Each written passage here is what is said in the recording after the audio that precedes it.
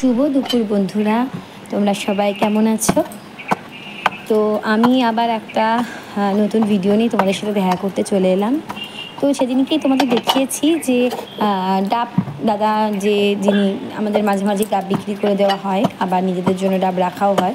তো আমাদের একজন লোক আছেন, দাদা আছেন, তিনি এসে আমাদের ডাব পেড়ে দিয়ে যান আর আমাদের খাবার জন্য কিছু ডাব মুখটা কেটে রেখে দিয়ে যান। তারপরে আমরা মাথাটা ওপরটা কেটে রেখে দিয়ে যান, তারপরে আমরা নিজেদের মতন করে কাটিয়ে নিই। তো সেই ডাবগুলোই খাওয়া হচ্ছে প্রতিদিন, তাই ভাবলাম তোমাদের সাথে আজকে ভিডিও করি। এই কাজটা আমিই করি, হাজব্যান্ড করে, কিন্তু হাজব্যান্ডের একদমই সময় হয় না বলে এই কাজগুলো আমিই করি। তো এই যে ডাবের মুখটা ফুটো করে নিচ্ছি, নিয়ে সব ডাবের জলগুলো মগে করে রেখে দেবো, দিয়ে একটু ফ্রিজে রাখবো, দিয়ে ঠান্ডা করে স্নান করে এসে খাবো। তো সেই জন্য আর এই যে এগুলো প্রায় না সবই বেশিরভাগ দোমালা হয়ে গেছে। তো কিছু ডাব ছিল সেগুলো খাওয়া হয়ে গেছে, আর কিছু এইগুলো হচ্ছে দোমালা। তো এইগুলোর ভিতরে বেশ ভালো, বেশ মোটা শাঁস হয়ে গেছে।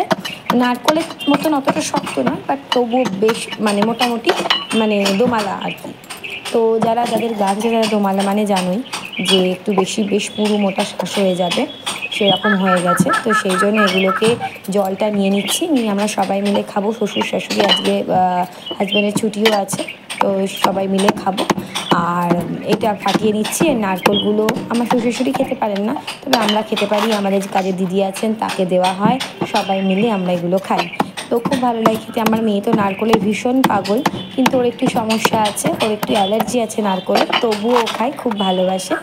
তো ঠিক আছে, চলো স্নান করে এসে খাবো আবার। টাটা।